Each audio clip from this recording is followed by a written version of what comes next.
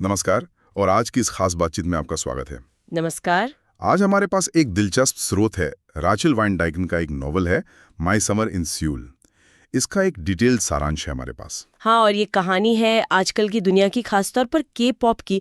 वो जो चमचमाती दुनिया दिखती है ना, लेकिन उतनी ही मुश्किल भरी भी है। बिल्कुल। तो चलिए इस स्रोत की गहराई में उतरते हैं। हमारा मकसद है इस सारांश से कहानी के जो मुख्य आइडियाज हैं, कैरेक्टर्स कैसे बदलते हैं, और ये के पॉप इंडस्ट्री और पर्सनल ग्रोथ की क्या तस्वीर दिखाता है ना। हाँ, उसे समझना है। ये कहानी दिखाती है कि भाई शोहरत की चमक के पीछे असल में कितना स्ट्रगल है, कितना संघर्ष है। सही बात है। और ऐसी कहानियां ना अक्सर हमें वो पढ़ते दिखा देती हैं जो ऊपर से नजर नहीं आती। जैसे आपने कहा, ये सिर्फ एक लव स्टोरी नहीं लगती। ऐसा लग रहा है कि ये किसी की अपनी पहचान को खोजने की जर्नी है, और साथ ही के पॉप जैसी एक बड़ी कल्चरल चीज को भी समझने की कोशिश है। तो कहानी की शुरुआत होती है आइरिस वोंग से। आइरिस अपनी जिंदगी के ऐसे पॉइंट पर है जहां उसे कुछ सूझ नहीं रहा। हाँ, थोड़ी खोई हुई से। कॉलेज छोड़ चुकी है, कोई लक्ष्य नहीं दिख रहा, और घर पर हमेशा कंपैरिजन होता रहता है उसके भाई बहनों से जो ज्यादा सक्सेसफुल हैं। उफ, ये तो बहुत कॉमन प्रेशर है आजकल। हाँ, और उसके पेरेंट्स भी उसे समझ नहीं पाते। उसे लगता है जैसे वो बस भटक रही है। ये जो फीलिंग है ना शुरू की, कि कोई डायरेक्शन नहीं है, उम्मीदों का बोझ है, इससे तो शायद बहुत लोग रिलेट कर पाएंगे, खासकर अपनी अर्ली 20s में। हाँ, वही क्वार्टर लाइफ क्राइसिस वाली बात है ना। बिल्कुल बिल्कुल। जब लगता है कि पता नहीं जिंदगी कहाँ जा रही है। सही। और इसी बीच उसकी चाची हैं जो साउथ कोरिया में है, एक टैलेंट मैनेजर। वो उसे एक मौका देती हैं। अच्छा, क्या मौका? कि भाई सियोल आ जाओ और एक एंटरटेनमेंट कंपनी में मेरी मदद करो। अब आइरिस बहुत एक्साइटेड तो नहीं है, पर एक बदलाव चाहिए शायद। हाँ, एक नई शुरुआत की एक धुंधली सी उम्मीद लेकर वो मान जाती है। ये इंटरेस्टिंग है। कभी कभी ऐसे ही होता है, आप हिचकिचाते हुए सही पर एक कदम उठा लेते हैं। शायद वो अपनी पुरानी लाइफ से भाग भी रही थी। हो सकता है। और सियोल पहुंचते ही उसे लगता है जोर का झटका, जिसे कहते हैं कल्चर शॉक। हाँ बिल्कुल, एकदम अलग दुनिया होगी। भागता हुआ शहर, भाषा की प्रॉब्लम, और फिर ये के पॉप की दुनिया जो बाहर से तो बड़ी ग्लैमरस लगती है, पर अंदर से उतनी ही थका देने वाली। हाँ, उसे हर तरह से लगता है कि वो यहाँ फिट नहीं होती, एक बाहरी इंसान है। और उसकी चाची भी उसे कोई टाइम नहीं देती है एडजस्ट होने का, सीधा काम पर लगा देती हैं। ये कल्चर शॉक सिर्फ भाषा या रहने सहने का नहीं होता होगा, वहाँ काम का तरीका, लोगों की उम्मीदें, वो सब भी बिल्कुल अलग होता होगा ना। बिल्कुल। और यहीं पर हमें वो झलक मिलती है के पॉप इंडस्ट्री की। वो जो अनुशासन है, सख्त कॉन्ट्रैक्ट्स। हाँ, और वो घंटों की रिहर्सल्स, खाने पीने पर सख्ती, और हर वक्त परफेक्ट दिखने का प्रेशर। यहीं से वो चमक और असलियत का जो फर्क है वो साफ होने लगता है। सही कहा। तो आइरिस को जिस ग्रुप के साथ काम करने को मिलता है वो है एक्सो एक्सो। ये कंपनी के सबसे बड़े और कामयाब बॉय ग्रुप्स में से एक है। अच्छा, एक्सो एक्सो। हाँ, अब इस ग्रुप में कई लड़के हैं और सबके अपने अपने पर्सनालिटी हैं, अपने टैलेंट हैं और अपने अंदरूनी स्ट्रगल्स भी हैं।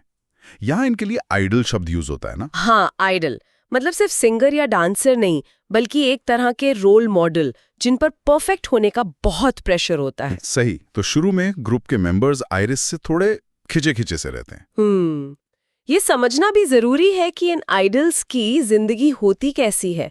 जैसा ये सारांश बता रहा है, उन्हें अपनी पर्सनल लाइफ लगभग छोड़नी पड़ती है। हाँ। हर कदम पर नजर रखी जाती है, क्या पहन रहे हैं, कहाँ जा रहे हैं, किससे मिल रहे हैं, सब कुछ कंपनी कंट्रोल करती है काफी हद तक।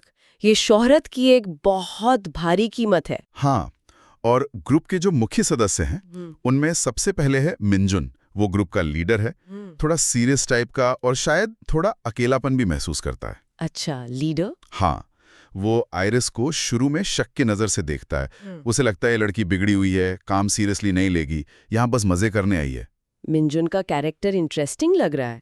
लीडर होने का मतलब है पूरे ग्रुप की जिम्मेदारी, तो उसका ये शक शायद उसके अपने प्रेशर से आ रहा हो सकता है।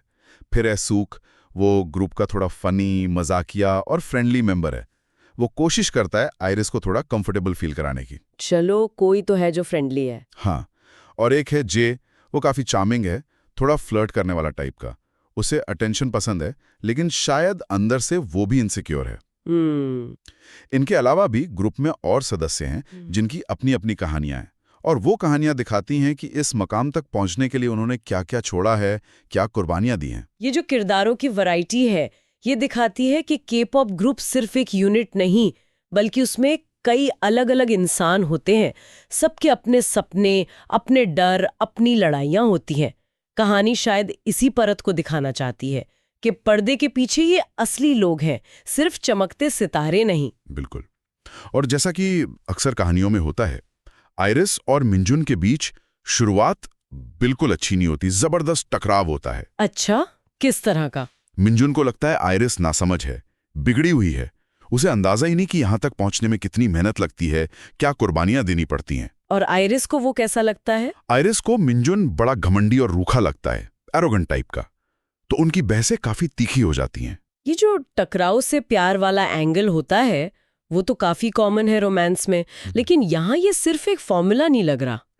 मिंजुन का जो रवैया है, उसके पीछे शायद उसका डर भी है। जैसा स्रोत में इशारा है, उसे स्कैंडल का डर है, ग्रुप की इमेज खराब होने का डर, ये सब प्रेशर भी तो है। हाँ, बिल्कुल। तो उसका वो रूखापन शायद उसकी अपनी इनसिक्योरिटीज और जिम्मेदारियों का एक कवच जैसा है। ये उसे सिर्फ एक हीरो नहीं, बल्कि एक ज्यादा कॉम्प्लेक्स कैरेक्टर बनाता है। क्या आइरिस शुरू में ये देख पाती है? शुरू में नहीं, बिल्कुल नहीं। वो तो बस उसके बाहर के बिहेवियर को ही देखती है, लेकिन धीरे धीरे चीजें बदलती हैं। अच्छा। यही कहानी एक नया मोड़ लेती है। इंडस्ट्री में एक बहुत सख्त नियम है आइडल्स के लिए, नो डेटिंग रूल। हाँ, ये तो सुना है, बहुत स्ट्रिक्ट होता है। बहुत ज्यादा। इसके बावजूद आइरिस और मिंजुन वो एक दूसरे के करीब आने लगते हैं। ओह, यहीं पर तो सारा टेंशन बढ़ जाता है फिर। ये सिर्फ दो लोगों का रोमांस नहीं है, ये एक ऐसा रिश्ता है जो सारे नियमों के खिलाफ है। एग्जैक्टली।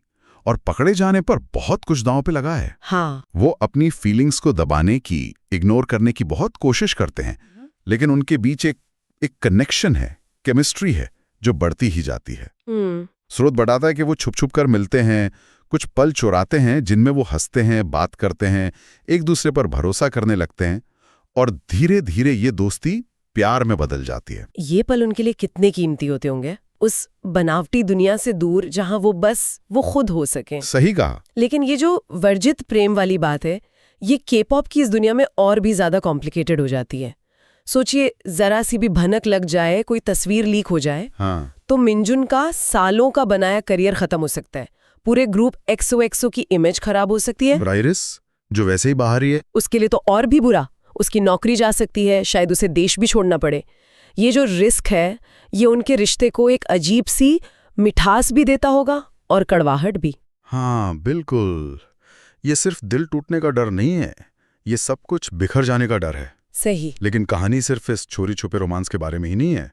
सियोल में रहते हुए, खासकर एक्सो के मेंबर्स के साथ काम करते हुए, आइरिस खुद भी बदलने लगती है। अच्छा, किस तरह से? वो इन आइडल्स को देखती है रोज, उनकी मेहनत, उनका डिसिप्लिन, उनका सैक्रिफाइस, और मुश्किल हालात में भी डटे रहने की उनकी हिम्मत। ये इंटरेस्टिंग है। वो एक ऐसी दुनिया में आई थी जो उसे शुरू में बनावटी और दबाव भरी लगी थी, लेकिन वहीं उसे मेहनत और लगन का असली मतलब समझ आ रहा है। हाँ, और वो ये भी समझने लगती है कि हर किसी की जर्नी अलग होती है। वो अपनी तुलना दूसरों से करना कम कर देती है। ये बहुत बड़ा बदलाव है। और अपनी खूबियों को पहचानना सीखती है, उन्हें अहमियत देना सीखती है। उसे शायद पहली बार ऐसा फील होता है कि उसमें भी कुछ खास है, भले ही वो अपने भाई बहनों जैसी सक्सेसफुल ना हो दुनिया की नजरों में। तो ये उसकी अपनी पहचान बनाने की यात्रा है ना?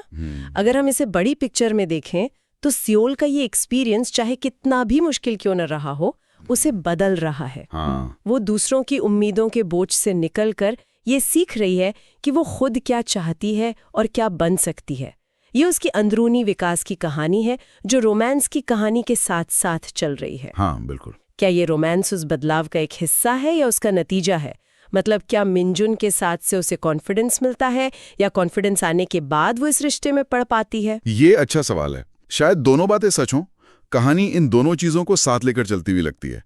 उसका आत्मविश्वास बढ़ता है, और शायद इसी वजह से वो मिंजुन के और करीब आ पाती है, और मिंजुन के साथ से भी उसे हिम्मत मिलती है। अब कहानी उस मोड़ पर पहुंचती है जहां सब कुछ दांव पर लग जाता है। क्लाइमैक्स। हाँ, सारांश बताता है कि एक ऐसा टाइम आता है जब आइरिस और मिंजुन के रिश्ते के सबके सामने आ जाने का खतरा बहुत ज्यादा बढ़ जाता है। ओहो। एक स्कैंडल भड़क सकता है जो ना सिर्फ मिंजुन को बल्कि पूरे एक्सो ग्रुप को बर्बाद कर सकता है। ये वो मोमेंट है जहां कैरेक्टर्स को चुनना पड़ता है। मिंजुन के लिए ये कितना मुश्किल होगा। एक तरफ ग्रुप के लिए उसकी ड्यूटी, उसका सालों का करियर, और दूसरी तरफ आइरिस जिससे वो प्यार करता है। हाँ, ये सिर्फ सही और गलत के बीच का चुनाव नहीं है। ये दो सही चीजों या दो मुश्किल जिम्मेदारियों के बीच का चुनाव है। बहुत मुश्किल। और आइरिस के लिए भी ये फैसले की घड़ी है। उसे तय करना है क्या वो रुकेगी और अपने प्यार के लिए लड़ेगी, चाहे नतीजा कुछ भी हो, या वो मिंजुन के करियर और ग्रुप के फ्यूचर को बचाने के लिए खुद पीछे हट जाएगी, सियोल छोड़ देगी। ये एक बहुत बड़ा सैक्रिफाइस होगा। यह कि प्यार हो, दोस्ती हो या अपनी पहचान पाना हो, कई बार इनकी बड़ी कीमत चुकानी पड़ती है, कुछ छोड़ना पड़ता है। हाँ, ये कोई आसान जवाब नहीं देती कहानी, बल्कि कैरेक्टर्स को मुश्किल हालात में डालती है, सोचने पर मजबूर करती है। और सारांश के अंत में एक उम्मीद भरी झलक मिलती है। ऐसा लगता है कि आइरिस की सियोल की वो गर्मियां शायद उस तरह खत्म ना हो जैसा उसने सोचा था, या जैसा हम पढ़ने वाले उम्मीद कर रहे होंगे। मतलब क्या वो साथ रहते हैं या नहीं, ये क्लियर नहीं होता। सारांश इस पर ज्यादा फोकस नहीं करता। वो इस बात पर ज्यादा जोर देता है कि ये पूरा सफर, ये अनुभव आइरिस को हमेशा के लिए बदल देता है। अच्छा, तो अंत का फोकस रिश्ते से ज्यादा आइरिस की अपनी ग्रोथ पर है। हाँ, ऐसा लगता है। उसे सफर से क्या मिला? एक नई ताकत, प्यार को समझने का एक नया नजरिया, और शायद जिंदगी में एक मकसद की भावना जो उसे पहले महसूस नहीं होती थी। ये उसकी अपनी जीत की कहानी ज्यादा लगती है, भले ही बाहरी हालात कुछ भी हों। तो कहानी का निचोड़ एक तरह से ये है कि कभी-कभी मंजिल से ज्यादा सफर अहम होता है। उस सफर में आप क्या सीखते हैं, कैसे बदलते हैं, वो ज्यादा मायने रखता है। बिल्कुल। तो अगर हम आज की इस चर्चा को समेटें, इस उपन्यास के सारांश के विश्लेषण से हमने क्या सीखा? हमने के-पॉप की दुनिया की एक झलक देखी, वो ग्लैमर भी और उसका दबाव भी। हाँ, वो नियंत्रित दुनिया। हमने एक लड़की आइरिस की पर्सनल जर्नी देखी, कैसे वो अपनी पहचान खोजती है। हमने एक वर्जित प्रेम कहानी की कॉम्प्लेक्सिटीज को समझा, उसमें जो रिस्क इन्वॉल्व थे उनको महसूस किया। और हमने त्याग, जिम्मेदारी और अपनी इच्छाओं के बीच बैलेंस बनाने के मुश्किल सवाल पर भी सोचा। और ये विश्लेषण एक अहम सवाल भी खड़ा करता है ना, कि कैसे इस तरह की फिक्शनल कहानियां, चाहे वो किताबों में हो या फिल्मों में, हमें असल दुनिया के प्रेशर को समझने में मदद कर सकती हैं। जैसे के-पॉप आज सिर्फ म्यूजिक नहीं है, एक ग्लोबल कल्चरल फोर्स है।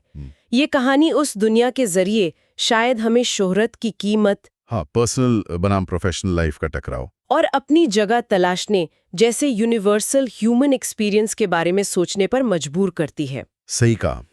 तो आज के विश्लेषण के बाद श्रोता शायद इस पर विचार कर सकते हैं, खासकर जब जिंदगी में दांव ऊंचे लगे हों, करियर हो, इज्जत हो, दूसरों की उम्मीदें हों, तब अपनी खुशी और दूसरों के प्रति अपनी जिम्मेदारी, जैसे परिवार, टीम या समाज, उसके बीच सही तालमेल कैसे बिठाया जाए।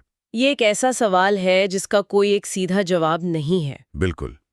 और ये इस कहानी के दायरे से कहीं आगे हमारी अपनी जिंदगियों पर भी लागू होता है। सही बात। सोचने के लिए एक अच्छा पॉइंट है ये।